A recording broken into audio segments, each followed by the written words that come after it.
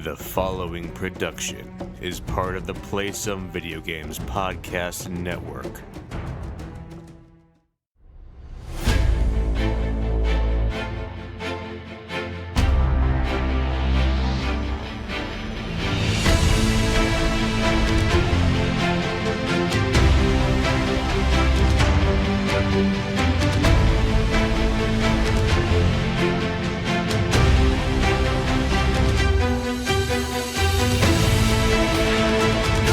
Greetings, boarders, and welcome to Board with Video Games, the gaming podcast that strives for the right balance of coverage for games you play on your table and on your television. You can think of us as the New England Patriots of gaming podcasts.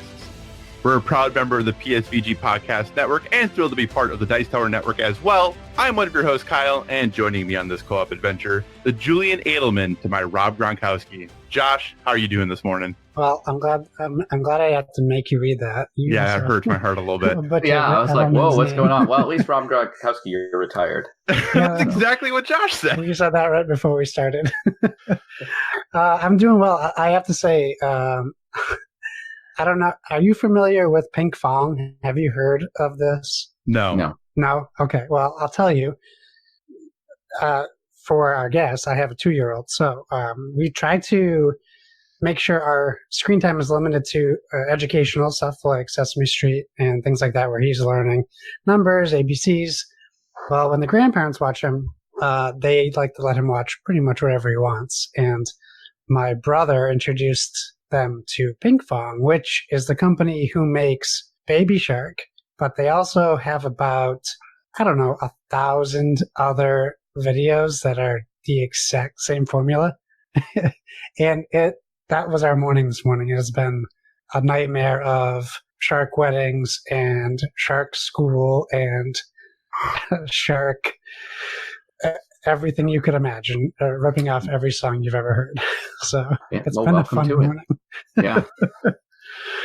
Oh, goodness. Well, as someone who doesn't have kids, even I know what Baby Shark is. So yeah. Well, now you know what Pink Fong is. And now I know what that is. As someone who has kids, but they're 16 and 20, I have no idea what any of this is. And I might be okay with that. Yeah, consider yourself lucky. I'm just going to sit here and sort of this ignorant bubble and feel good. I wish I could be in that bubble. So while Gronk and Edelman are excellent on their own, they wouldn't be nearly as successful as they are without the outstanding Tom Brady. And filling those seemingly unfillable shoes this week is none other than Mr. Rob Daviau himself. Rob, welcome to the show, sir. Thank you. That is high praise. I am no Tom Brady. I'm just wondering how many seconds I would last on a football field before I was actually dead. Well, I think it's under 10 seconds. I think adrenaline would get me to run fast for 10 seconds, and then my calf would cramp up, and then I'd get hit by a person who felt like a truck. As long as you're protected in that pocket, you're good. You can go the whole game. 10 seconds. I stand by it. Awesome. I'm glad I got Kyle to say that Tom Brady was outstanding. Yeah. I mean, I'm not denying his skill or his talent. I've never denied that. I just think it's really easy to root for a good team. That's all I'm saying. Okay. Sorry that your team is terrible. But I did root for the Patriots for 31 years while they were bad. You have definitely earned it then. Yeah, and the New England sports situation has been crazy since 2001. Especially with the Patriots, also the Red Sox, a little less so the Bruins and the Celtics. But every year I'm like, well, this is going to be over. And then every year one team proves to be interesting. I mean, the Bruins went to the Stanley Cup playoffs and lost in Game 7. But I don't expect them to do anything. I mean, the Red Sox are kind of very mediocre this year. It happens. I will say I am lucky that my Twins are having an excellent season so far. So I can't. Oh, yeah, they're having a great season. Enjoy it. I definitely am. So, Rob, a bit about our show. We're like half board games, half video games, and a big chunk of our audience comes from the video game world. So for those who maybe don't know who you are, can you just give a brief rundown about yourself, the work you do, kind of who you are to help our video game side of the audience kind of get on track? I've been a board game designer for 21 years, or it'll be 21 years this fall. Started in 1998, and I was with Hasbro for 14 years. So I was working on Parker Brothers and Milton Bradley games like Trivia Pursuit, Monopoly and Risk and Clue and Star Wars games. And I did a lot of games last decade there, often co-designs with different people. Like I didn't invent Risk, but I did like 8 different Risk games. And then right around the time I left Hasbro, I came up with a game called Risk Legacy, and Legacy was sort of the key term there. And I ended up leaving not because of that. It was just very fortunate timing on my part, which kind of mixed up a little bit of how you think of a board game. And it was influenced by video games and comic books and a number of other things, role-playing games. And since then, I've had a solo career, a good number of which have involved the word legacy in the title, sort of capitalizing on this subgenre of board games. And then as of 3-ish years ago, give or take, I became a partner in Restoration Games. And we are a publisher who takes old board games that are out of print and reboots them and brings them back with a modern sort of spin. So I have, I don't know, 80 to 100 games that I put into print somewhere in there, and probably equally as many that got really close and didn't. Now, sometimes it was doing Trivial Pursuit Genesis 6, where I hired writers and read their questions and gave feedback and went to meetings. So I didn't do much. I was more like a producer or a publisher, but still sort of saw it to the finish. So are you basically the best Trivial Pursuit player there is then? No, when you're reading that many questions, a lot of them go right through your head. Although there's a reason I was put on it. I do have an aptitude to remember ridiculous things that aren't really useful. Like I'll go to the store to get 3 things and then text my wife. I'm like, milk, butter, and she'll be like, granola. I'm like, oh, right, granola. But my son comes home with chemistry homework, and I'm remembering the 4 electron shells and the letters that are applied to them. And he's like, how do you know? I'm like, I have no idea why that's in there. I've just been waiting 33 years to entertain you with this useless trivia. So I have an aptitude for the mundane. Well, I think that aptitude for the mundane has definitely resulted in some pretty amazing board games. So I guess we're pretty lucky for that as a hobby. That is for sure. So typically we'd start our show, dear listener, with us going through what we're playing and all that good stuff, but we wanted to maximize our time with Rob here today. So we were going to go ahead and just jump into our topic of the show and talking to Rob a little bit about the games he has upcoming and all of those good things. So first off, sir, congratulations on winning Best Family Game and Best Reprint Game for Fireball Island at the Dice Tour Awards. Thank you. Yeah, that was just a couple nights ago. I wasn't there, but a couple members of the team were. Best Reprint is something that we hope for every year. Right? We don't expect to win it, but if we don't get something nominated, then Restoration Games isn't really doing, we're not doing our job. Yeah. Best Family Game out of all games that are out there was a delightful surprise. And it was a surprise. I got that text and I was like, oh yeah, hey, Best Reprint, that's pretty good. And I was like, saw it and I was like, wait, what? So thank you to everyone who was involved in that, and we will try to make fun games.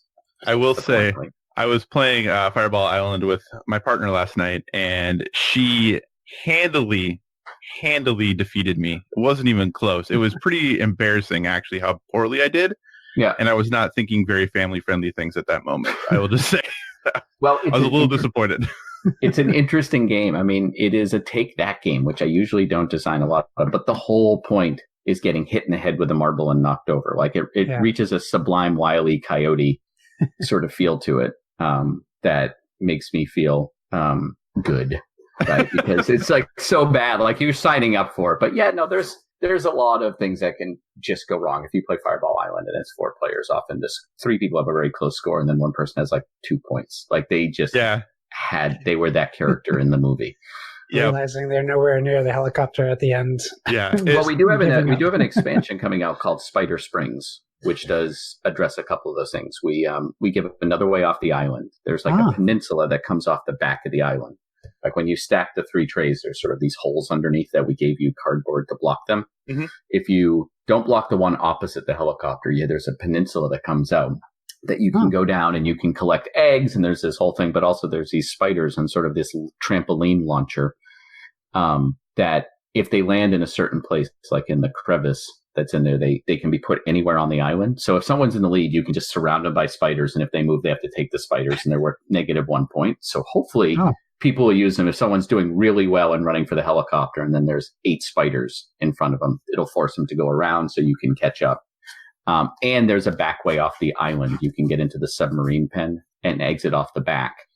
So if you're really far from the helicopter near the end, there's all 3 caves go to that peninsula. So we're going to limit the amount of people who get stuck on the island. That's cool. That is very cool. I knew it was a bad situation when my wife looked at me and said, if I had been in your situation, I probably would have been frustrated too. Because usually she has no qualms about just destroying me. She usually doesn't care at all. But I knew it must have been rough when even she felt a little bad about it. Yeah. So pity, not even sympathy. right. So, all right. Well, we're going to flip the script a little bit. Usually when we have guests on, we go ahead and ask a whole bunch of questions to get some background on their career. But then we have found out that we sometimes run out of time to talk about the upcoming projects. So we're going to go ahead and talk about your upcoming projects first, and then we'll kind of go back and ask some additional questions. So you have quite the list of games coming out here soon. So, you said we could just talk about the ones that are interesting to us, which ends up being all of them. So we're just going to start then with Shipshape from Calliope Games. What can you tell us about this bluffing card game? It's not quite bluffing. Okay. It is shape stacking. It has a Tetris-like appeal. And it's something it's better to see visually. So as I'm explaining this, and if people listening are a little confused, you can just go over to Board Game Geek and look up Shipshape. One word. There's an old Shipshape with 2 words. That's not the one. But basically, there are these thick cardboard, like foam core crates or pieces of a crate that have a 3x3 grid in them. But on that 3x3 grid, only 3 of the 9 squares are filled and the rest are empty. Like you can literally see through them. They're like a donut. And which 3 are filled are different and the values are different, but they contain gold and contraband and cannons. And you're going to make a stack in the middle, which is interesting, is you have a stack of crates that you can sort of see into and what's coming. Like you can look down and be like, oh, that third one down is the one I want. And what you do on a turn is everyone simultaneously puts a card face down, valued 1 to 10. You turn it over. Whoever the highest number takes the top one. And then you just go down in descending number order. So you're trying to bluff or guess what people are going to play. Like you could play the 10 and probably get it, but you might want it later. Is an 8 high enough? And it's supposed to be very light and very fast. The whole thing plays in about 20 minutes. Oh, nice. And you're going to draft 3 of these crates or these tiles to build a crate. And at the end, when you look straight down, whatever you can see is the value. So if you get something that has like 8 gold, but then you pick another tile that will cover that 8, then it's 0. So you're trying to build something that maximizes, and each one scores a little differently. And then you at the end of you draft the 3 tiles, make a crate, everyone scores gold, and you put it to the side, and you do that 2 more times. So you're just going to basically play 9 cards, stack 9 tiles. There's some subtlety to it, but in the interest of time, I'll skip over it unless you have questions. But I like it because it's very different from me and has this very sort of different appeal, and it plays 2 to 6, which I like. The 2-player and 6-player have slightly different rules. And I tried to make a game that, like Calliope makes games, and one of the requests was make it pretty simple and accessible. Like they do Suro, which is simple and accessible. And I said, I want a game that, honestly, if the person who is playing had no idea what they're doing, either they don't play games, they've had way too many drinks, they're jet lagged, whatever, you can be like, just put a card face down. Here, put this tile on your crate. Like you would play poorly, but they couldn't actually on their turn hold it up. Right. Where they're like, wait, sorry, what? We have actions, right? And you're like, come on. And you're waiting, like all the turns are basically simultaneous. Yeah. And so I was pretty happy when I put those design restraints on myself with what came out. Nice. I really like the look of it. I looked at it on Board Game Geek. And maybe it's not in my collection, but there's probably a bunch of them. I just don't see it. But for the pirate theme of games, I know it has like its waves of being popular and not, but it's a smuggler sort of theme. I mean, I do usually games with a ton of story. Yeah. And I'm telling people like, well, no, there are 3 different resources and you have cards 1 to 9 and you're making shapes. And we put a little bit of you're building a crate on the dock. And, if we call this resource contraband, and like at the end of a round when you're scoring, whoever has the most contraband gets busted and gets 0. Everyone else scores their contraband. So you don't want the most contraband, but you want the highest possible contraband, so that, but without being the highest contraband. So the smuggler theme does work, but I will admit that it's a bit of a painted on theme. Gotcha. In this one. Well, that's cool. I really like the look of it. Looking forward to checking that one out. But Kyle, I'm very excited to ask you about Machikoro Legacy. And the reason why I'm excited is this was a game that I originally was playing with my wife, and the first game we played, it was fine. The second game, I felt really guilty just destroying her with red cards to the point where she just wanted to stop playing the game. And it wasn't for me trying to destroy her. So I'm curious how you took like that basic Machikoro game and turned it into a legacy game. And I'm wondering if this is going to make her more or less likely to want to play with me. Well, hopefully more, because what you were describing, Machikoro Legacy will be out at Gen Con. It was Nice. co-designed with J.R. Hanika, and we knew that was a concern. But as I'm talking about it with people now, the story you're telling comes up pretty much every time. Really? That someone started playing it, and then the red cards came out, and that was the end for someone playing it. And it was also true with my wife. So that was something we wanted to address pretty early on. Now, Machikoro Legacy is a 10-game legacy game, and then it's fully replayable when you're done, and you'll have a slightly customized version of your set. We tried to make something that you could play in a weekend or a long weekend. I took the like a pre-release and played it with some people, 3 players last weekend, and they played 5 games in a row, like in the course of 3 hours. So each game's like 40 minutes. Nice. And they don't get much longer as the game goes, a little bit, because we add some more rules, we add some more complexity, but then we put a very lighthearted fairy tale sort of story. It reminds me of like an anime sort of story that you would find. Like it's a cartoon, Japanese influence sort of cartoon feel to the narrative. But one of the things, just to get to the red card, is there's no red cards in the base set. And I am like minorly spoiling this because you learn it at the end of the first game, is you introduce a new card at the end of, if not every game, then most games. But the cards are double-sided. And one side is red and one side is not red. And the person who wins puts a check mark on the side that's supposed to be up in the pile. So if you love red cards, you could have the most aggressive game you want. If you don't like them, you can have none of them. But someone who wins might be like, you know what, I missed the red cards. So you might have one.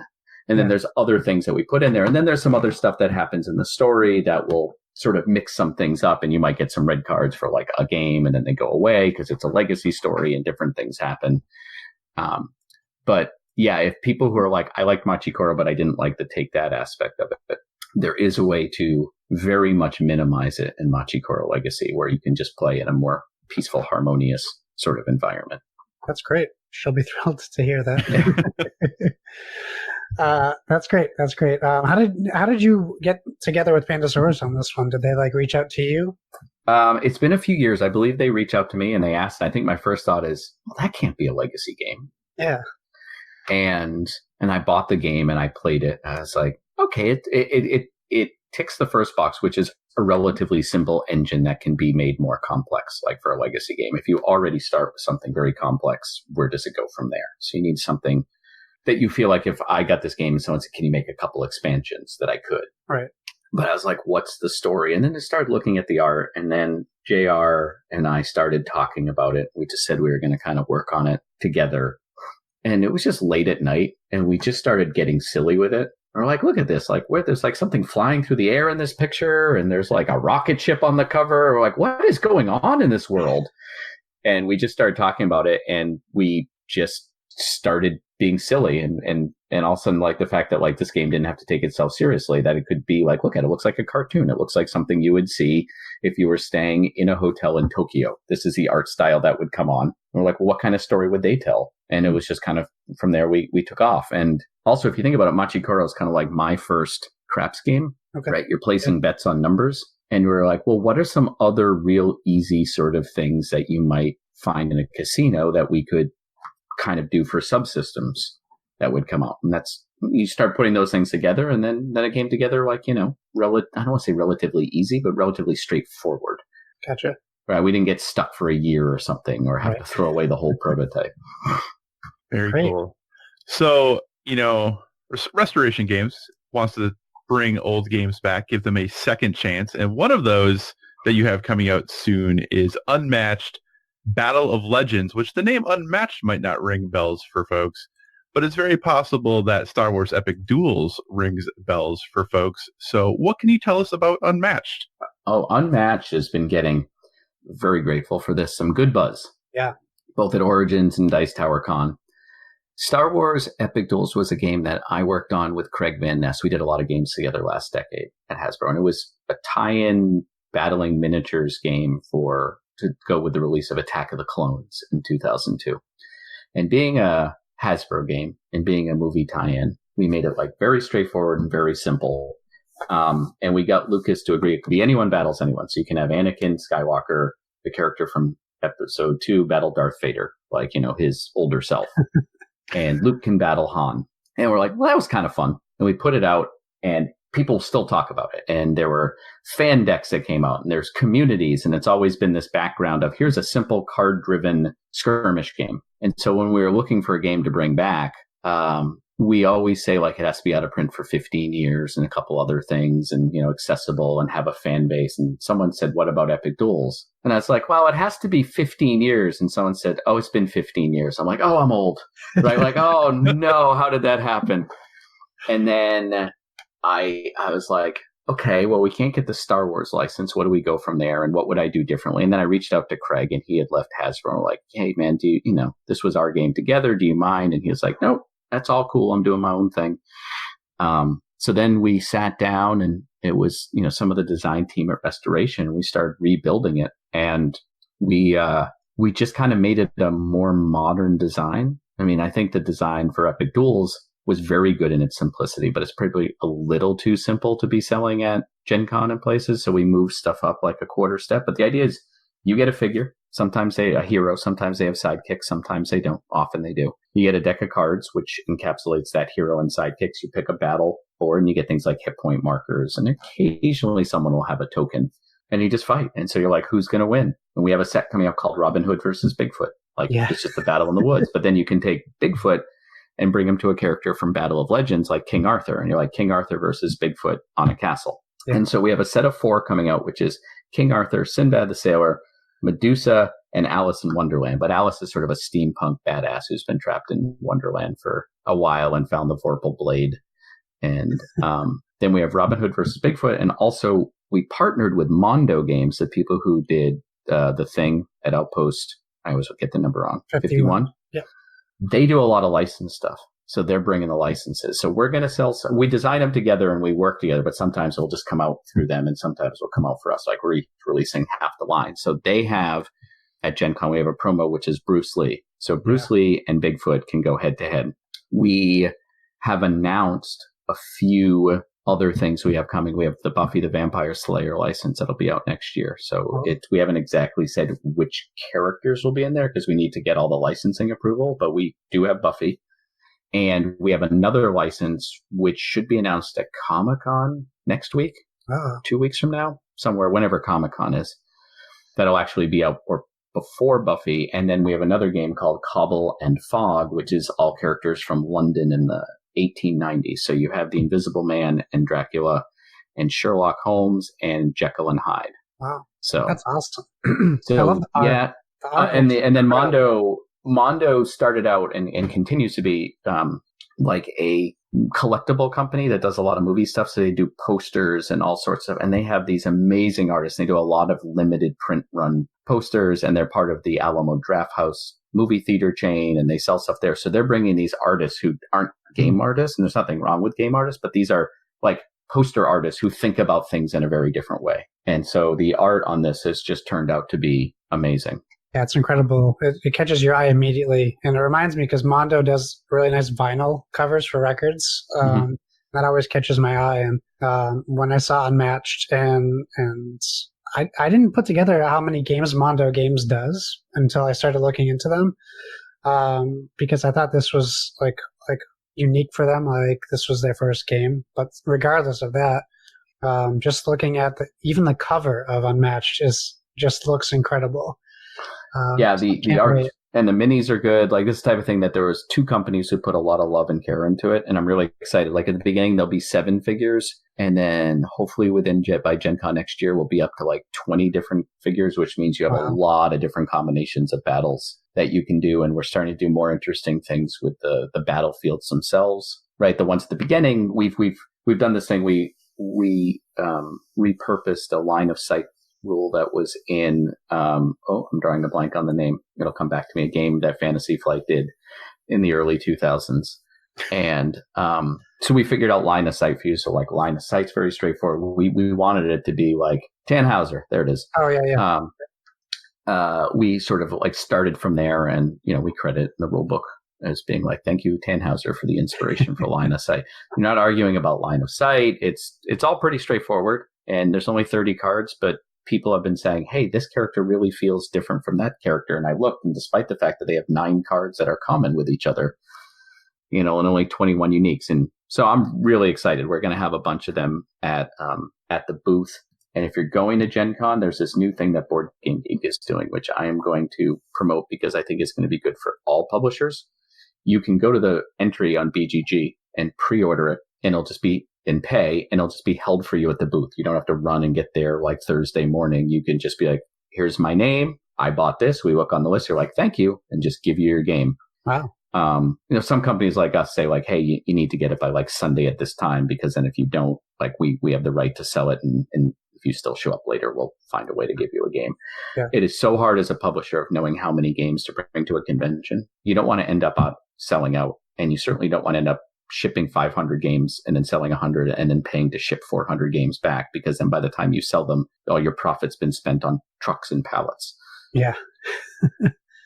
And if we learned anything from Wingspin, the internet doesn't care if you do it right or wrong. It's wrong all the time. Yeah, it's wrong. I saw that with Jamie. I was like, I heard that, and I was like, oh, they're sold out. Well, good for him. I'll just get it when it's in reprint. And then I was like, oh, wait, people are outraged? Of course. Of course. And then he had to write an apology, like he didn't do it on purpose. And I was just like, no, I got to tell you, no businessman wants to be like, I have this great thing, but I don't want to sell it and make money. Yeah, it's insane. People are crazy. That is not a way to do business. Like, you can do like limited release, you can do a teaser, but if someone's like, this is a big hit and 100 times as many people want to buy it as you thought, be like, nah, I'm good. Yeah. Sorry, that's it. Okay, well, speaking of, big games. So I saw you at PAX Unplugged. You were intimidating in a suit, so I didn't come up to get my poster signed. I'm rarely in a suit. I wear a tie because it's fun, but I don't wear the jacket often. Sorry, yeah, you're right. Shirt and tie. And jeans. I'm not intimidating. And you were in jeans. You're right. I'm 5'7". I'm not. I'm a 5'7" middle-aged man. You can take me. Okay. Well, you were intimidating to me. Okay. So you were at the Restoration booth signing posters for this game, which is a game I'm very excited for because you're working with Isaac Childress, who I'm a big fan of Gloomhaven. And this is Return to Dark Tower. And I'll say all I know about this game is that it is also an older game that I didn't play in my childhood, unlike Fireball Island.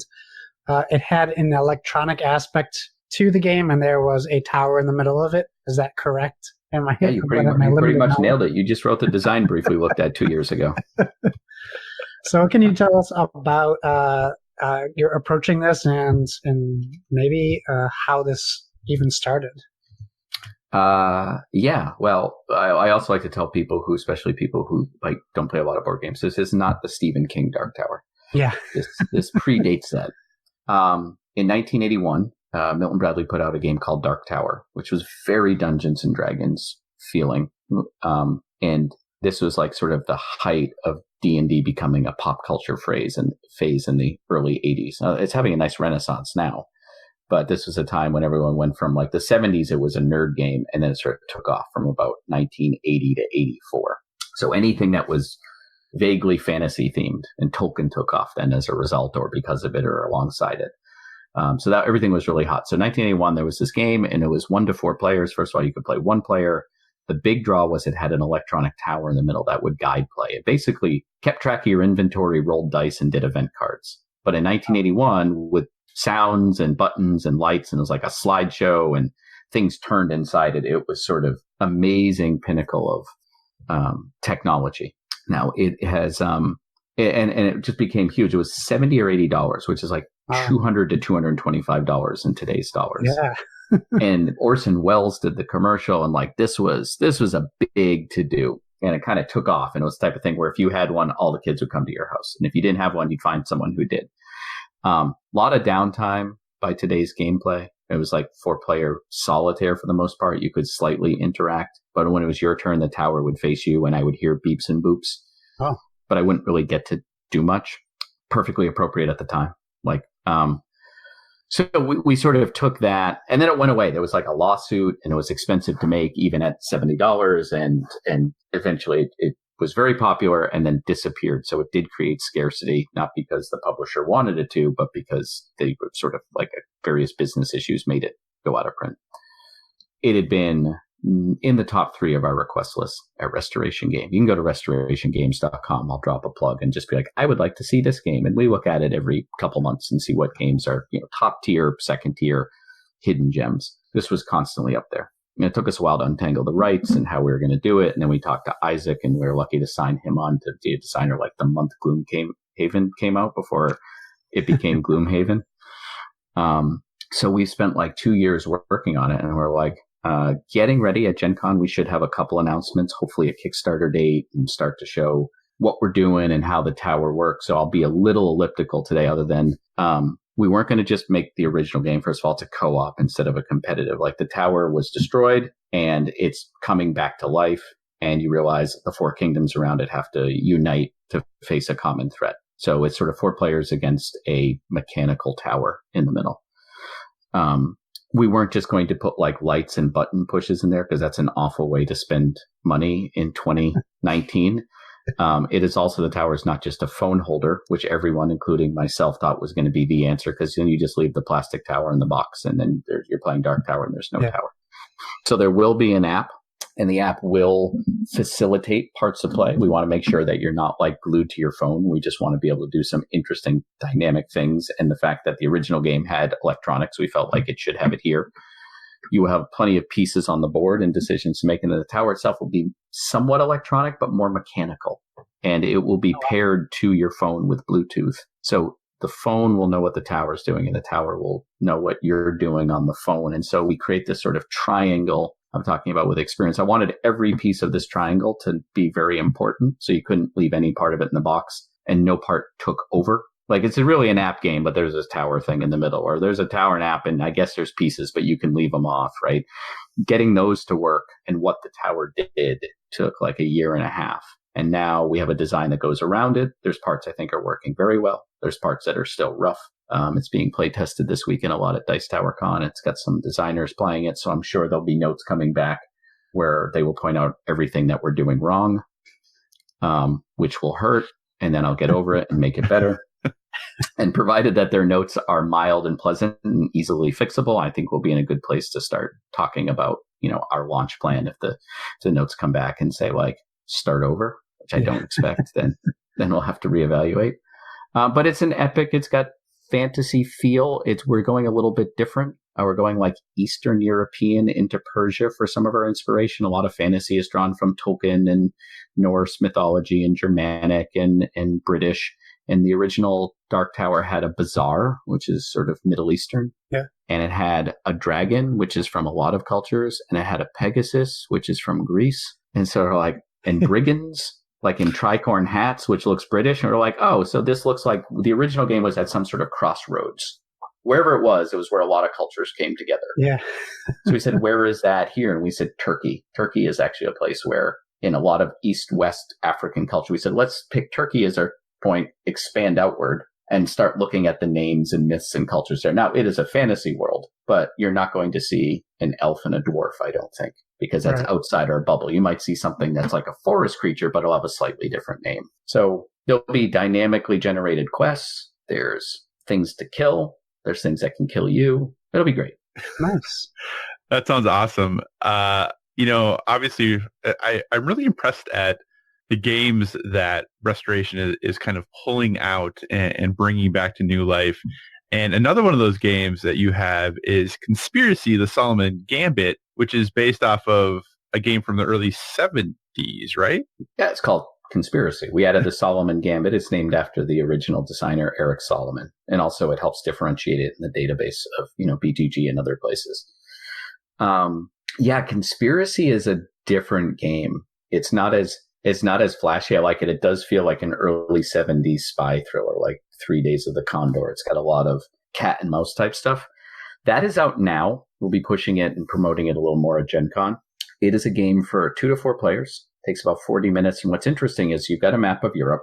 It used to be an abstract. Well, it's been out a couple times. Sometimes it was a play, sometimes it was abstract. We made it to Europe. And there's a briefcase, a physical briefcase piece in the middle of the city. And then there are 6 agents around it. And each player has a board with how much money. I mean, they're just like little plastic coins you have allocated to these different agents. And at the beginning of the game, you will have very little money allocated to any one of them and none on a lot of them. And your goal is very simple. You just want to bring the briefcase back to your headquarters, which is the city closest to you. And all you do on a turn is you just say, hey, I'm going to, for the most part, you either say, I'm going to put some money down on one person, and that's your whole turn.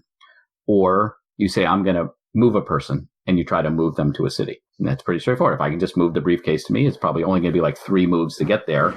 Then I'll win. But at any point, another player can say no, I don't think you're moving Beacon. And then you figure out who has more money on Beacon. So I could move Beacon even though I have no money, but as soon as someone challenges me, and they go, no, I challenge you, I have 2 on Beacon. You're like, okay. And then you lose your turn. So you don't want to lose your turn, but if you challenge and you lose, then your next turn, you can only put money on people. You can't move someone, so you can prepare. But so you don't challenge all the time, but you need to pick your challenges. And then there's this other action, which is, okay, Kyle, you put a ton of money on Beacon, and we know now you have 12, and none of us are going to be able to challenge and stop you. I can send another agent in to burn them, and I had the air quotes there, eliminate them from the game.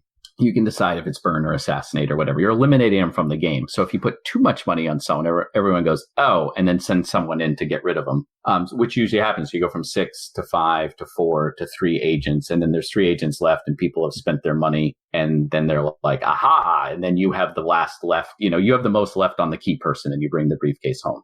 So there's a lot of bluffing or cat and mouse. How much money do you have? Because you can't lie about how much money you have when you do a challenge, but you can stop short of your full potential. So I might say, I have 1 on Beacon. You're like, I have 2. And I go, all right, it's yours. I might have 6, but now everyone thinks I have 1 or maybe 2 because I couldn't beat you. And so everyone's like, oh, Rob doesn't have a lot on Beacon. Got it. And then later on, I move Beacon. Someone's like, I've got 3. I'm like, 4. They're like, oh, what? And they might not have time to get someone in to assassinate in time. So you can put money on people, but not reveal your full potential. What we've done is we've added a couple things. We've given each agent a power because this was the early 70s. Basically, other than the money you had on people, all information was public. Like you saw it and you could calculate. We gave agents some pretty simple powers. Like after I move this agent, I can pull another agent in with me. And we discovered this is cool because it makes the agents feel a little different and also gives a little obfuscation of what someone's going to do on a turn. And we put a timer. It's either 15 or 20 rounds, and the rounds go quickly. And if you get to the end and no one's got the briefcase, you kind of go into the sudden death type thing where it's going to end within a couple turns anyway. So without getting too much into the weeds on it, we've given player powers, we've given a little bit more asymmetry, and we've put a timer. So it's not going to be this cat and mouse game that goes on forever. There's 1 agent left and we both have 3 coins on them. The game's just not going to end. Right. So just to clarify, did you say this game's available now? It is available now. Oh, I thought it was coming out in August. Well, it's going into retail now. We had it at Origins, and it's going into retail in July. I do apologize. I just wanted to clarify. It's a good clarification, and I think you're correctly calling me out because I'm the design guy. I can tell you what's coming out 2 years from now that I'm working on, but when stuff is actually getting into market, I get a little fuzzy on because I'm moving on to other things. But if it's not out this very day, it will be within a week or 2. It's in July. Okay, perfect. Thank you. Yeah, I just saw Tom added it to the Dice Tower library. I noticed it earlier this week, so it caught my eye. So it must be available in some places, but or he got a preview copy, or he has a preview. That's also true. sometimes that happens. Yeah, very true. Okay, so our last one on the list of games that we know of is Cthulhu: Death May Die. So I have a few questions about this. First, is this the first time you've worked with Eric? And this is designed by you and Eric Lang. Mm-hmm. And then this made a lot of news originally because of the giant Cthulhu statue you could get. Uh-huh. Yeah. I believe that was through Kickstarter? It's through Kickstarter. Yeah, it's a CMON miniatures game. It is Eric and I designed it together. It is a Cthulhu. It's an episode or scenario based. We call them episodes like they are. We like to think of it as like a 1990s Cthulhu TV show that's been canceled, and you're going back and you're watching the episodes. Okay.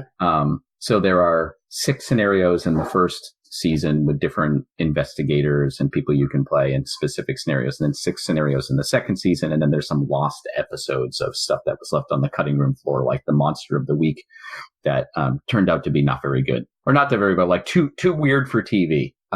Like an evil ice cream truck is one of them. The other ones take themselves more seriously. It's a cooperative game, and you play an investigator, and you've got like health, and you've got stress, and you are paired with a particular madness. And what we wanted to do is, a lot of Cthulhu games are, you start out, whether it's a role-playing game or board game, you're like, I have no idea what's going on, something evil, and you go crazy. Yeah. Which is all cool, but we're like, well, what about the people what happens to some of these people the next day?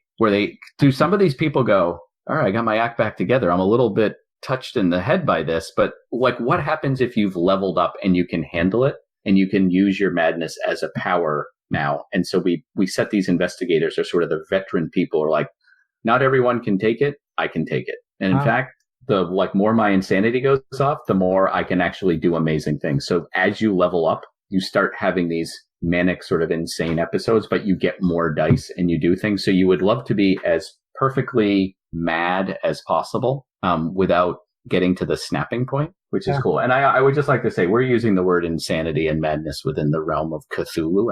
I have actually 3 relatives who suffer from mental illness and stuff. So I'm not making light of real mental illness. We're working within the Cthulhu like realm of things. Right. And you get weapons and you find item cards, and each scenario has an objective, which is cultists are doing a ritual to summon their dark god into the world. You need to mess up this ritual just enough so when the dark god comes in, they have an Achilles heel and they're mortal for a second, and then you kill them. And you can be like, you can't kill Cthulhu. Like, we thought it would be fun. You drive them back to their dimension. They're vulnerable. So you have to disrupt the ritual, and then when the being appears, you have to have like a boss battle. And if you take too long, they've like realized, hey, this spell got messed up, and then they become invulnerable again, and you're done. How you disrupt the ritual is different every time. You have a character, you'll pick a different madness. You can pick a different god. You can say it's Cthulhu. You can say it's Hastur. They have different decks that do things. There's different scenario decks while you're playing. You roll dice, things happen. You have skills level up. It's fun. Since it's episodic, have you guys already been thinking about expansions for it? Well, basically it comes with 6 episodes, and then you can get 6 more, and then you can get 2 lost episodes. So there's already been 14 that were written and tested, and that was my last summer, and it took a long time. And thank goodness for the CMON development crew, because I could design it, solo play it a few times, give it to them, and then they could run it through its paces and come back with all sorts of changes to tighten things up.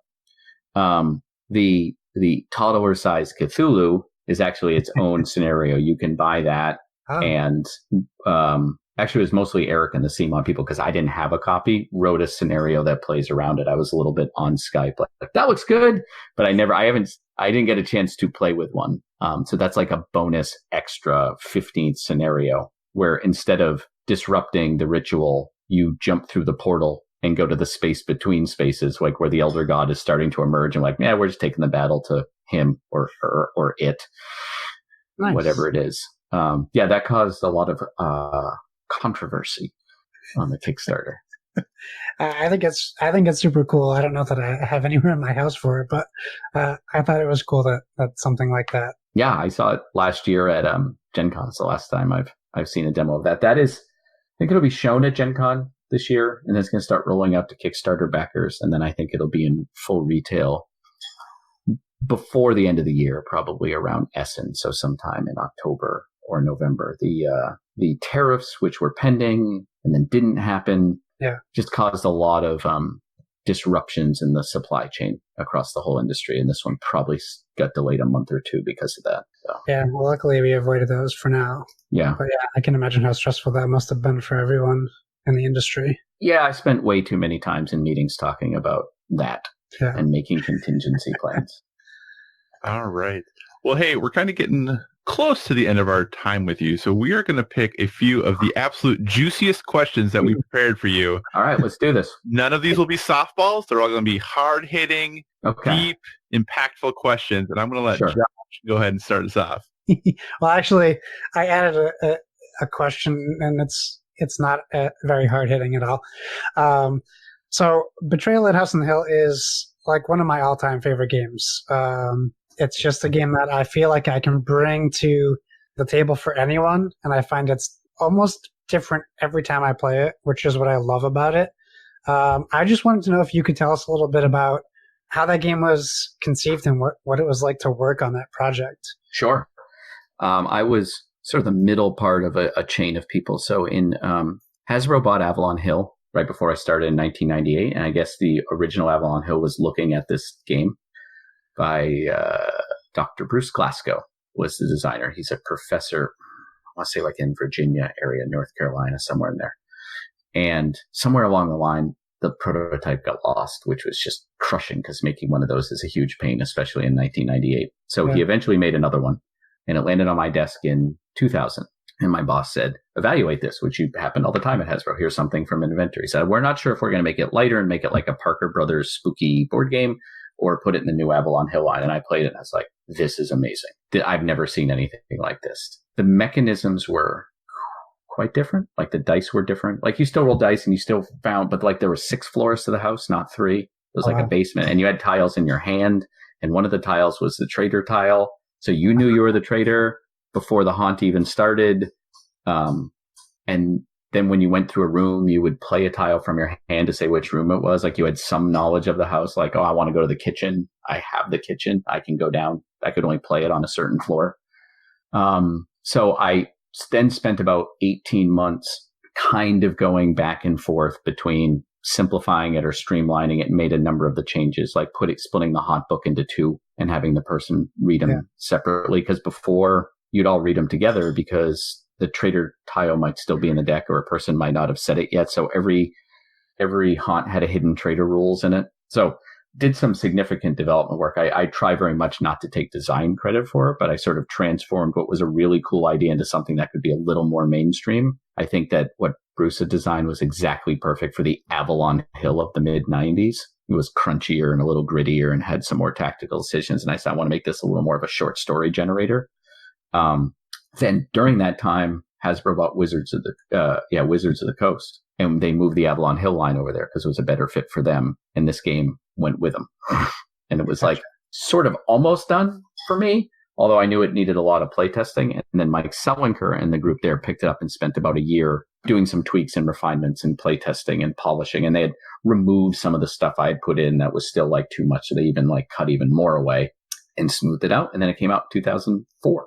Great. That's the process. One of my favorite things about that is when you literally separate someone from the room and you tell them, we go as far away as you can, close the door, we need to talk. Like that's one of my favorite aspects of the game. Is I know some people might not love it when they become the traitor, but some people hate it. Yeah, absolutely. Because I love that part of it. Well, there's very much 2 people, people who are like, oh, I'm the DM now. I'm running this. You're all going to dance to my puppet strings. I'll go read this. I read rule books all the time. And people think, I hate reading rules. What if I mess it up? I'm going to ruin everyone's good time. In many cases in Betrayal, you can cheat it. And it sounds like, I really don't want to be the traitor. You say, oh, well, who is the person who went before? Like you? And you had the spear and you were in the game room. Do you want to be the traitor? Okay, let's say you rolled it. Let's just pretend your turns were reversed, and you can fudge it if you don't want anyone to have that feel bad moment. Yeah, for sure. That's a good hack. I didn't even think about doing that. We could definitely do that next time. And then in Betrayal Legacy, we tried to codify a lot of this learning process, because what you realize is when the haunt starts, we're asking people like, hey, all the fun of learning a new game? We're going to make you do that by yourself under pressure in another room. Yeah. Go. Right? So we tried, and we didn't get it perfect. It's a very tough problem to solve, but we tried to make it easier. And we even say like, look, if you're reading this and you don't know what's going on, just ask. Just read, hey, I got this. How does this ability work? Yeah. I said, you're going to ruin like one turn of, aha, I got you. Yeah. And then they'll know anyway. So don't overthink this.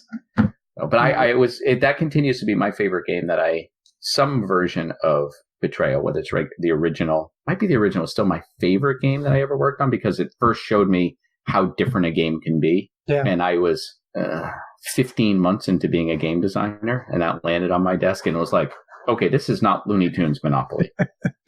Yeah, for sure. Awesome. Thank you for that, because that's very cool to know. Kyle, I guess you're up. All right. So what do you think is the biggest challenge facing the industry today?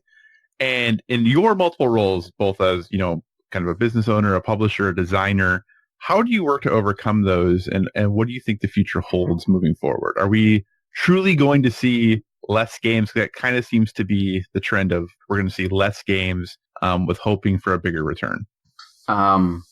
That was really the answer I was going to say is, we're in this golden age. Well, we're in this golden age of gaming, which means there's the same ratio of great to good to mediocre to bad games, but there's more in each category. Mm-hmm.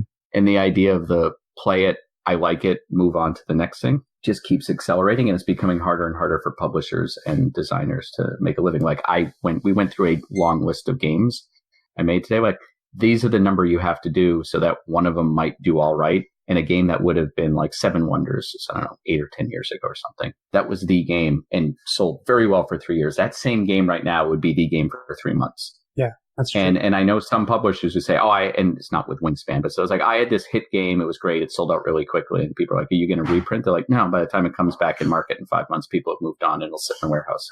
Like, but everyone loves it. They want it. It's like, no, next. Like, I just should have ordered more the first time. Like, there's no second chances. There's no reprints.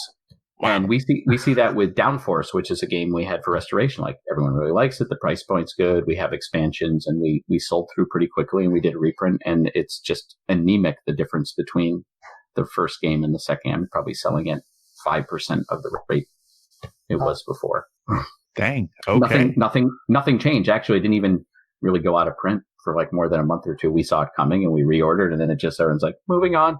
Now, as a publisher, we can get it out there more and put it in more shows and do more advertising. But at a certain point, do you want to spend your money there, or do you want to do it on a new game? But new games require art, and they require tooling, and they also require advertising. So there's just too many. But I've been saying that for 5 years. Mm-hmm. The industry's done well, and it's kept growing. But I think there is a number of people I'm seeing publishers going, hey, we're cutting back our line from 28 game next year to 14. Yeah. Right?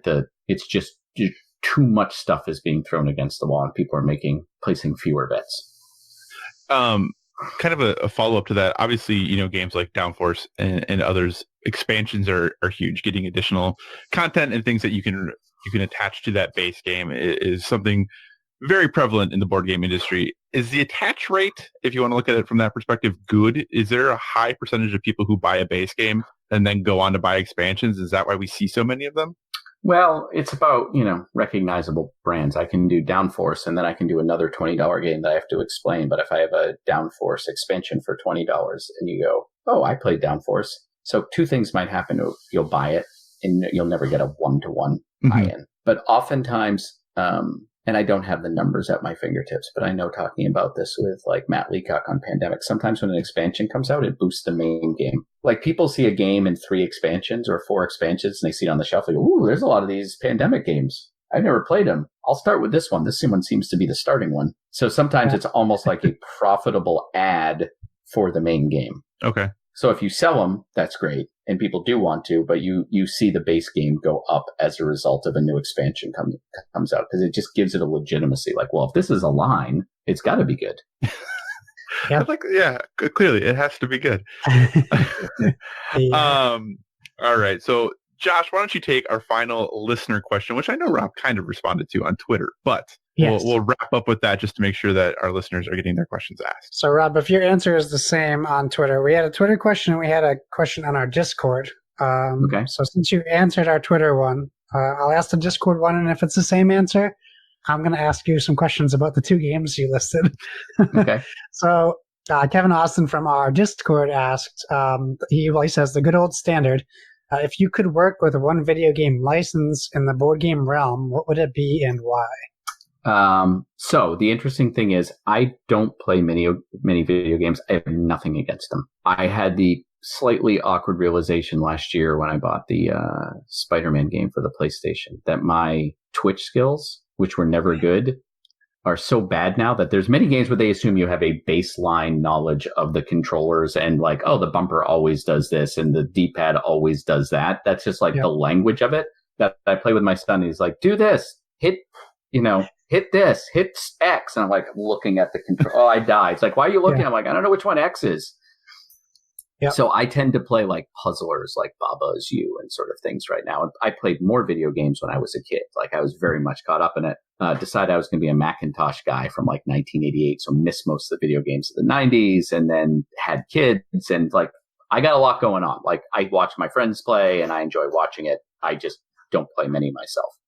So if I start naming video game licenses I'd like to work with, it's going to be something like I would love to have access for the entire Infocom library, like Zork and all of those games, because they were defining to me as a childhood. And like one of the things I see Seafall on the shelf behind you there. There is a hidden map you can find in that. I'll just say that because it's been out a couple of years or something. Most of the rooms on that hidden map are Zork rooms. Really? Which I've never seen anyone notice. They're locations from Zork. So yes, if I had one video game license that I would put in there, it would be some of those. Not because they would sell. Like if I'm doing video game license, like I'm in a place where I'm like, I'm doing this for me. This is a vanity project. Yeah. I played a lot of interesting Atari 2600 games. Played a ton of Commodore 64 games as a kid. Like I really liked. There was a game called Impossible Mission, which you can find the emulator online. I played it like 5 years ago. It holds up. Up. I mean, the graphics are retro. They've gone from bad to retro. Yeah, they're good. It's a little side scroller type room thing with some puzzle stuff in there, and I played the heck out of that. Then you get into the 90s. I did a lot of like puzzlers, like contraptions, like Incredible Machines, and build those Rube Goldberg devices. And then I've had consoles off and on. I played Skyrim a lot, which I like, but since I'm not good at it, I'm always a sneaky archer. So I can just like shoot people crouching from far away. My characters always have quads of steel. But one of the nice things is when I play video games and when I play role-playing games, it's one of the few times I can play games and not be working. When I play a board game, I'm always sort of analyzing them or looking at the artist or what's the card thickness here or who's the publisher. And I look at the play tester list. Like I can't not. When I play a role-playing game or a video game, I don't make these type of games. So it's all fun. So at some level, I'm reluctant to take that and make it also work. I like my job a lot, but sometimes I want to play a game like I don't do it for a living. Sure. That makes sense. Absolutely makes sense. Well, Rob, thank you so much for your time today. Like I said, we want to be respectful of that. Is there anything else you'd like to plug? Where can people find you on the internet? What do you want to leave our listeners with? Thank you for having me on and letting me run down the list of a whole bunch of stuff that just all decided to come out at the same time. Very good problem to have. You can find me on Twitter most of the time. It's at Rob Daviau, and I will spell that ROBD as in David, AV as in Victor, IAU. I tend to talk about games a little bit and give updates. I tend to talk more about cooking, which is my hobby, occasionally sports. And as a type 1 diabetic, I occasionally just grouse about the fact that healthcare in this country is awful. You should know, mild left-leaning politics.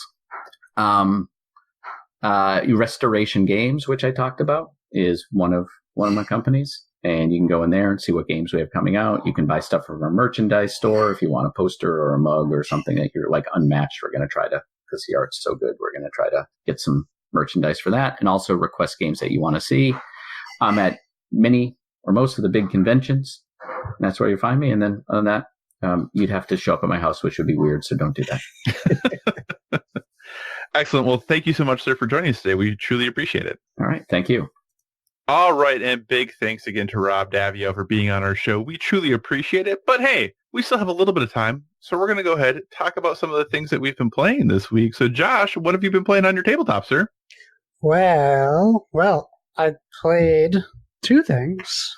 Last night we played Lanterns Dice, which is my first roll and write experience. I will say it was very enjoyable. If you're familiar with Lanterns, the theming isn't any different, really. You're building a firework display to impress the Emperor. In the Lanterns Dice aspect, it's 1 to 4 players, maybe 2 to 4 players. I could probably just look at it and tell you, but it's behind me somewhere. And what you're doing is you have a tray, you have 4 dice that you're rolling, and then you orient the dice to face you. The die you have facing you is the color you're using, and then the other 3 dice would essentially face the other players, depending on who's playing.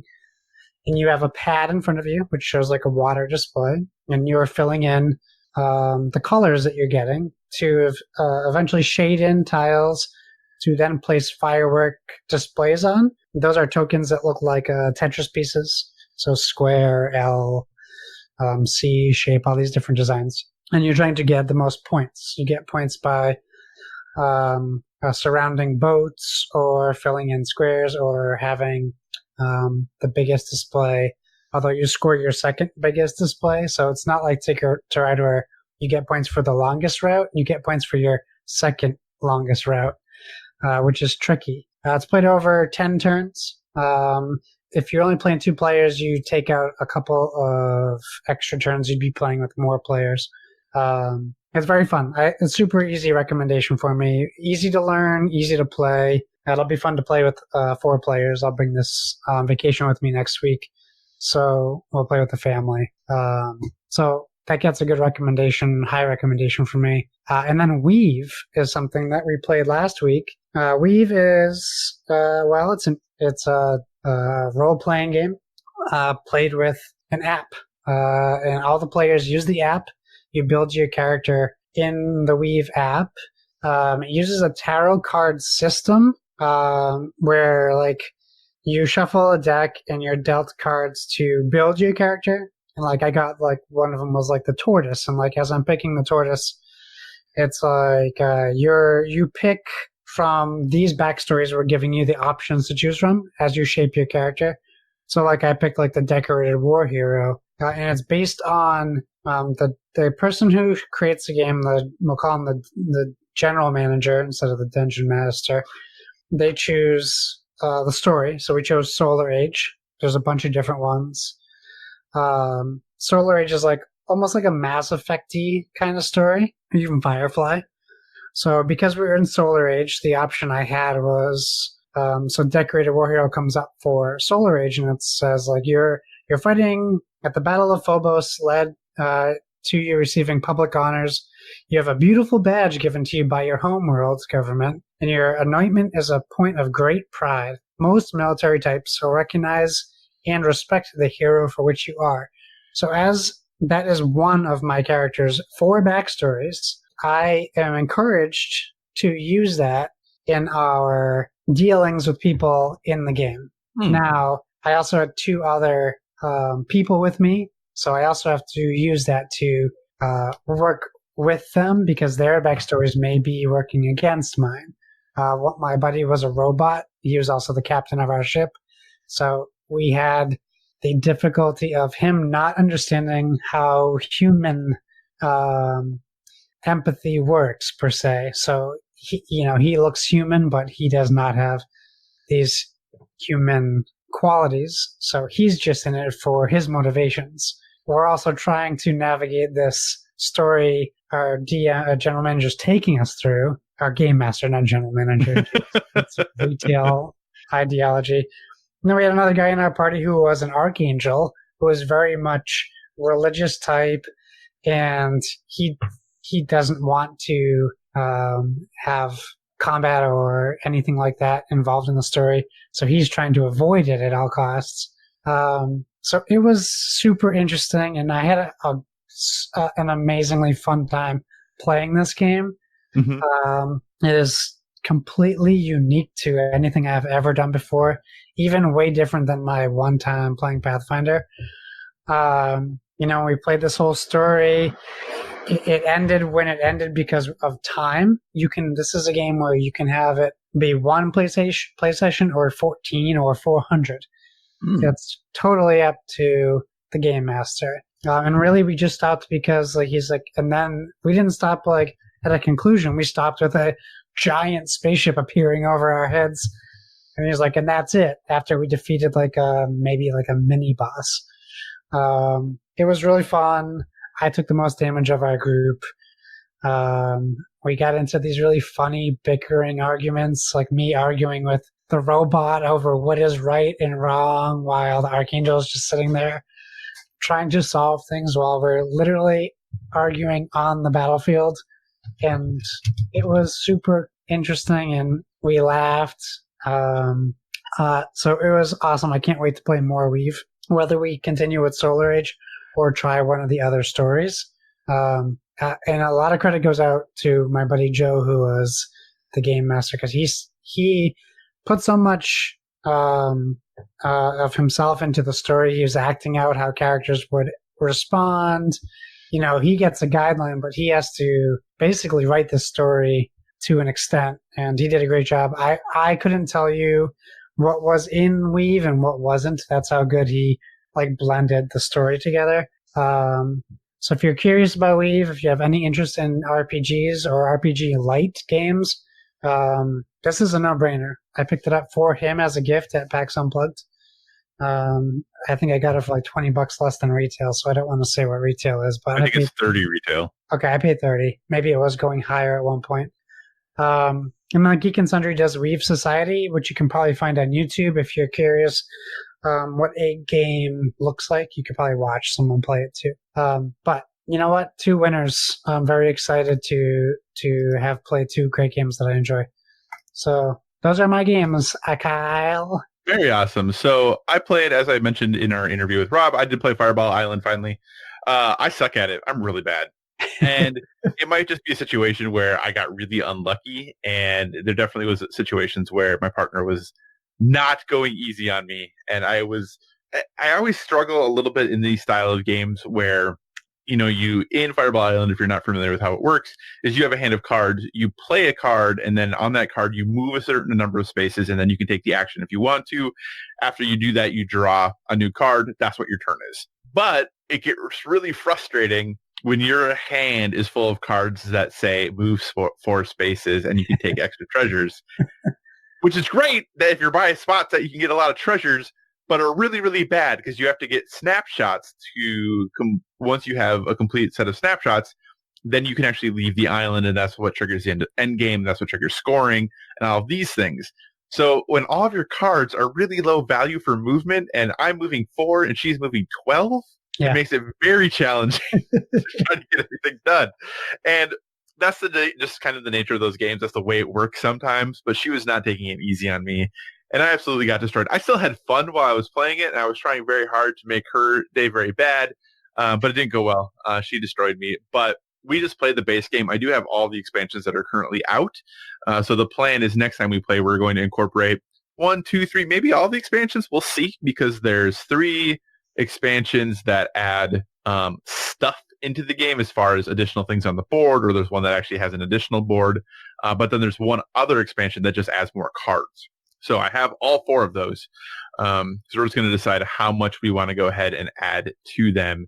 But yeah, so I enjoy Fireball Island. It is something that the 2-player rules are a little wonky because you each have to play 2 characters. Yeah. But it works. Like, I understand why it's that way, because if it was just 2 characters on the board, that would be a very unexciting game, I think. So I get why it is that way, but it really just stinks when you can't get back to the helicopter then, and then your score is really bad. So we won't talk about that. But yeah, so Fireball Island. Also, Dust had some friends over for a game night, people who don't play a ton of games. So we dusted off some oldies to play, and one of them specifically I haven't played in a long time, and I forgot how much I enjoy it, and that's Forbidden Desert. I love that game. Yeah, I hadn't played it in years, probably, to be totally honest. And I forgot how fun that game is. And it kind of all came back really quickly. At first, I didn't know if I wanted to play it because I figured I'd have to completely relearn it. But it all came flooding back pretty quickly once we got going. And basically, Forbidden Desert, if you're not familiar, it's a cooperative game where you are stuck in the desert and you have to rebuild your flying machine. And once you rebuild your flying machine and get to the launch pad, you all get to leave and you win. But you have to deal with the moving sands of the desert. So after on your turn, you can take up to 4 actions. This can include moving tiles, excavating them, which means flipping them over to see what's underneath them. That's how you eventually find the parts for your flying machine, is that you'll have one tile that's giving you the column and one tile that's pointing down a row. And wherever those 2 tiles meets, that's where the piece for that one of the pieces of the flying machine is. But you're moving around, excavating sand, doing all these good things. But then after your movement, the sands shift. So you flip over these cards from a deck that have you move the tiles in the direction they indicate and add sand to them. Because when you set up the board, you leave the middle space open because it's just a bunch of tiles you lay out. And this, we started on the easiest difficulty because we were playing with people who, like I said, had never really played the game before.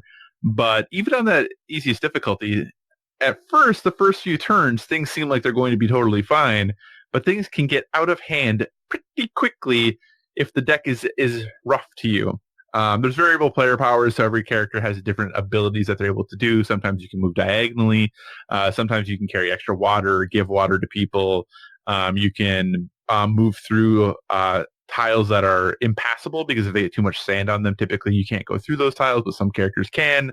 There's a lot of different player powers that come with it, and it's really a really fun, cool, engaging game. I forgot how much I enjoyed it since I hadn't played it in so long. And it's a super easy recommend. I haven't had a chance to play Forbidden Sky yet. I have it, but I haven't had a chance to play it yet. And Forbidden Desert, easy, hearty recommend. The only thing I don't like about it is that it's a tin. Yeah, I like that it's a tin. You do? My Yeah. tin is scented to heck, which is the reason I don't like. So, but Forbidden Desert, easy recommend. And then the other game that we played was Hanabi, which I've definitely talked about before. The only thing I can say about Hanabi is goodness, it matters who the people are and the types of hints. Because we play with new people that you've never played with before. Man, those hints sometimes you think you're being obvious and you're not being obvious at all. So, so that's kind of what was on the play deck. Fireball Island, Forbidden Desert, Hanabi, all games that I enjoy and I think I can easily recommend. And Fireball Island, definitely findable in stores these days, so that's pretty exciting. Josh, what have you been playing on your television? Well, I'm continuing my Diablo 3 season journey. I haven't even completed the second part of the season. I think there's 8 parts or whatever it is. It's going to take me a long time to complete this. But it's challenging, so that's good. Yes, I jumped back into Apex Legends. It has been quite some time since I played, but I decided a while ago I was going to wait till Season 2 came out to give them just a small portion of the money that they deserve from me. So I threw $20 their way, bought the Season Pass. And is that the upgrade, the fancier Season Pass, the $20? No, maybe it was less than 20. I think it was $10 otherwise. Credits or whatever I did. Yeah. I didn't do the thing where I automatically leveled up 15 levels or whatever, or 25 levels. What's the point, I guess? I'm not that good. But I did that. I didn't get any new characters. I still main Bangalore, which I prefer. In fact, I don't know what to do if someone picks Bangalore because I haven't played any of the other characters very well. My first game into Season 2, I got my first win. I got my first feature as a bounty target, and I got my first time my team was featured as the kit leaders. So it was just, I should have quit while I was ahead because it's been all downhill since from then. Is that only win you got with that first game? Yeah. That's my only win. I've gotten second place a couple times. I was particularly proud of getting second place when it was just me. It was just me. No one else was on my team. We started as 2, and in the drop, the other guy quit out, so it was just me, and I got second place. So I was pretty proud of that. I was hoping to win, but the last team actually had a full team, so it was that's really rough.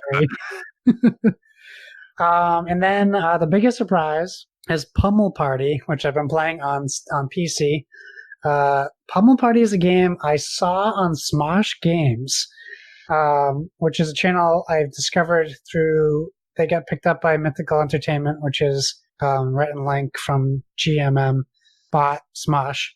I was aware of them, but I never watched them. And then I found out they have Smosh Games, which they do board games, video games. They did Dead by Daylight and Friday the 13th. And then I saw them playing Pummel Party, and I was like, what is this? And it's basically adult Mario Party. So I watched them play, and I was like, this game looks super fun. So I mentioned it to Lucas from Fluxtapose and PSVG fame, and he picked it up when we played a game, and I had a blast playing it. You have like literally, it's the you can play board game or mini games. It has the board, just like Mario Party. You roll a D12 instead of a Mario die, or D8. Sorry, no D12 because you can roll a 9. D10 maybe is a D10, and you move along this board. If you land on an empty space, a Grim Reaper shows up, and you can have the Grim Reaper take either blood or keys from your opponents if they land on it. So the space then becomes your character's color. You need keys to open chests. You need blood to live.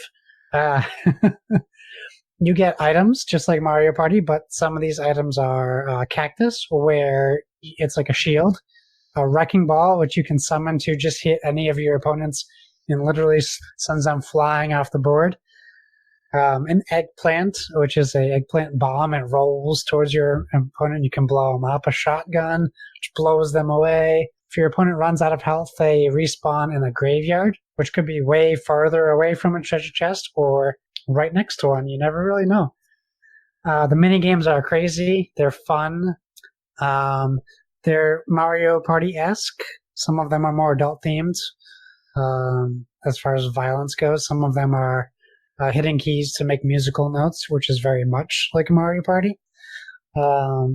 We played last night. My wife played with me and Lucas. We played a short game because he had a limited time he could play, and she was laughing out loud. I said, I guess this is a winner, Lucas. He's like, yeah, usually a sign of uncontrollable laughter is a sign that someone's having fun. I'm like, yeah. So it's $10 now on Steam until it might have ended by the time you hear this, but it only goes up to 15. I liked it so much, I gifted a copy to Kevin Austin and Jason Lacey to see if we can get some more people playing. But if that's not an obvious recommendation from me, here I am telling you, it is an obvious recommendation from me. It's super fun. There's a bunch of different maps. We've only played on 2 so far. So I look forward to playing it more. Awesome. That is a Pummel Party, which just has a cool name, if nothing else. Yeah. Awesome. So I have been playing Apex Legends as well. I jumped back in for Season 2 just to see if I still enjoyed the game or not. Apex Legends is one of those weird games that I don't know really why I stopped playing it, but I probably haven't played since April. Same with me. And I jumped back in, and it's one of those situations where in my first game, it was very clear that I hadn't played in a while, and it didn't go well. In my second game, I jumped in, and it was a situation where I dropped in and picked up a gun and turned around. There was a person right there, and I started shooting at them, and they had purple numbers falling off of them as they started shooting back at me. And I was like, well, this isn't going to go well. And it didn't, because I had no armor, and they had purple armor already. So that was great. And then I said, maybe this is why I don't like this game, or stop playing this game. But then I jumped in again, and then I won. So then I was like, oh, maybe this is why I like this game. Yeah, I like it. Yeah. And then I think it's just kind of the nature of, any battle royales that, when you win, it's a really good feeling. And when you lose, it usually isn't that bad of a feeling because it often happens really quickly. So it's like, oh, well, that wasn't a lot of time wasted as far as that goes. So I've played it a couple nights for a few hours, and it's going okay. I think I have 5 wins or something at this point. So not, Kevin, who gets like 5 a day. Yeah, which is insane. But I also, haven't played it that much, so I'm totally happy with my 5 wins.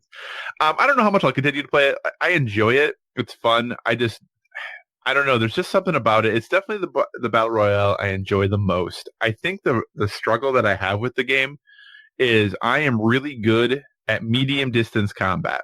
I am not super great at long distance, and I am downright bad at short distance combat in this game. And I don't know why that is. If we are middle distance, I have no problems defeating most people. Yeah. If we are, like, I can snipe okay. If somebody is sniping at me and I'm sniping at them, I'm not super worried about it. I feel okay about my ability there. Sometimes I lose because they're really good or whatever. But for the most part, I'm fine about it. But, when we're in tight quarters, I just suck. And I don't know what it is. I really can't put my finger on it. And fortunately or unfortunately, most of my teams when I drop in with randoms want to get right on top of people. And that's just not stylistically the way I play that game best. So I try to hang back a little bit and take some pot shots, and it's not uncommon for me to finish a game with over 1,000 damage, but only have like 2 eliminations. Yeah. Because I am contributing a lot from a distance, but I'm not the person who puts the final blow on people because I'm at distance. I just don't run in and, shotgun people or alternator, which apparently is good now, people in the face. So, so I still enjoy it. I'll still continue to play it. I think I'll probably play it a little more regularly than I was before, but still not going to be quite the usual, I don't think. I'm still working my way through Judgment, and this game still has all of the ridiculousness that I love from the Yakuza series. I really enjoy what it does and the way it works, so I will continue to work my way through that. I don't necessarily have maybe Marvel Ultimate Alliance coming up here I want to play really badly, but I don't have a ton of stuff that I'm super excited about. Maybe Control in August. I don't know. We'll have to wait and see, but still going to be kind of working my way through Judgment. That's going to be my single-player game, I think, for a while. I also picked up My Friend Pedro on the Switch. It's cool. I don't think I like it as much as everyone else seems to. But yeah, it's fun. It's got a cool aesthetic to it. I think the general concept behind what they're doing, it's ostensibly a side-scrolling kind of platformer gun ballet type game where you can slow down time and do some spins to avoid damage, and you can dual wield guns and point them different directions while you're doing flips over tables and all this other cool stuff. It is a neat concept for a game. I am overall having fun with it. I just don't know that I'm as in love with it as a lot of other Nintendo fans seem to be. So like I said, it's good. I just don't think it's great necessarily. So I'll continue to play it. I do want to get through it and finish it. So that's kind of when I'm going to bed, I kind of decide, am I going to read or am I going to play My Friend Pedro? And I kind of make a decision from those because very similar things, reading and playing My Friend Pedro. So it just kind of depends on the mood of the evening. So that's kind of what I've been playing on my television, Apex, My Friend Pedro, and Judgment. And with that, Josh, I think that's going to kind of bring us towards the end of our show here. So why don't we go ahead and give our listeners a recommendation for a well-rounded life? As you have noticed, we're clearly a gaming podcast, but we want to leave you with that one recommendation of thing we're into, thing we're doing right now that's kind of outside the gaming world, that's helping us live a bit of a balanced life. So Josh, what is your recommendation this week? Well, just like everyone else in the world, I think maybe not everyone. Nope, I haven't even watched season 2 yet. Well, it's fine. You're just missing it. That's true. My recommendation is Stranger Things Season 3, which I have already finished. I think that should say a lot for someone like me who doesn't really have very much time. And if I do, I have to decide if I'm going to play a game or watch a movie when my child is sleeping, or I stay up extra late. So yeah, I crushed Season 3 pretty much as fast as possible. Stranger Things is just Season 3, it's not as strong as Seasons 1 and 2. Really? Because everyone that I have seen on social media has said Season 3 is way better than Season 2, which is part of the reason I haven't watched Season 2, because most people have told me it's not that good. I wouldn't compare it as far as necessarily quality of the content. I like Season 2. I just think Season 1 and 2, for me, they just had this, maybe because it was newish still. Season 3 was fine. Season 3 was great. It stands pretty close to Season 1 and 2. I don't think it's as good as Seasons 1 and 2, only because you kind of know where most things are going at this point. There's still surprises. There was a little bit more, I don't want to say wackiness. There's some situations where things happen that it seemed unrealistic in a show where monsters are invading. As far as something characters are doing, Gotcha. just say there's sneaking around parts where they could have, in my head, written it better. Obviously, as a fan, everyone thinks that. I'm trying to think. Inconceivable. That's the word I'm trying to think. Gotcha. There's some inconceivable moments that kind of took me out for half a second or two. I just think it wasn't as strong as the first 2 seasons. However, I absolutely adore the show. It still was great. Without spoilers, it could easily be the end, and it could easily continue, and I would be happy either way. Mm-hmm. I think that they leave it in a spot where I would be happy if Netflix was like, okay, we're done. I'd be like, okay, good. You got 3 great seasons out of a show.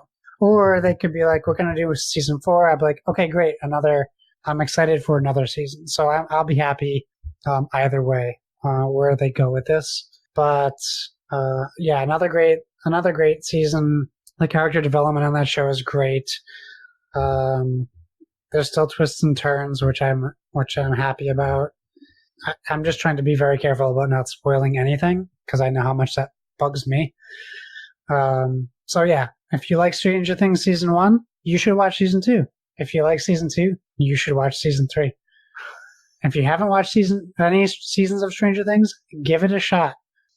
It's not so. A lot of people, like my wife, didn't watch it because she doesn't like quote unquote scary things. Mm-hmm. It's not a scary show. She even watched like probably maybe 4 episodes of this with me that I would argue people would consider scary. She didn't think any of it was scary. So if you held out on Stranger Things because you think it might be more horror, it's not. I don't think it has some sci-fi aspects to it, but nothing scary about this show in my mind. Right. So. Yeah, I do know that the producers in April said there was going to be a season 4. Obviously, Netflix hasn't confirmed. Okay. Well, the producers did, but Netflix hasn't confirmed anything. And I know the Duffer Brothers had said they envisioned it when they created it as a 4-season thing. So we'll see if that actually happens. But I know that was at least the initial thoughts is that there would be one more season. So cool. Awesome. So that's Stranger Things season 3 available on the Netflix. Maybe I will have to watch season 2 so I can watch season 3. My recommendation is a little ditty that you can go see in theaters right now, and that is Spider-Man Far From Home. I went on ye old Independence Day, July 4th, to my local theater and sat down to this romp, and I will have to say, it's a pretty good little film. I think that it's not necessarily going to win any Oscars, but it is a good time. It is a good sit. I had a lot of fun with it. I don't know what it is about Tom Holland. Something about him makes me empathize with Nathan Drake. What's that? Think of Nathan Drake. Well, I probably should try to think of Nathan Drake because there's something about him that makes me empathize with him more than almost any other actor. Really? When he is acting in parts, I don't know if it's the boyish innocence or what it is that when he acts, that if he gets sad or upset, I can't help but also be sad. It just happens. Well, then I'm excited for you to see the Chaos Walking because he's going to be a very sad person, emotional character in that. Yeah, I don't know what it is about him, but I can't. Yeah, basically there was a part in this movie that I was crying, and my wife's like, "Why are you crying?" I'm like, "I don't know. I have no idea. I just am. I don't know why I am. It just is happening, and I can't help it." I don't know what it is about him. He just, yeah. So it is a fun movie, though, and I think it does some nice things to kind of give a little direction potentially about where Marvel is looking at going here in the future.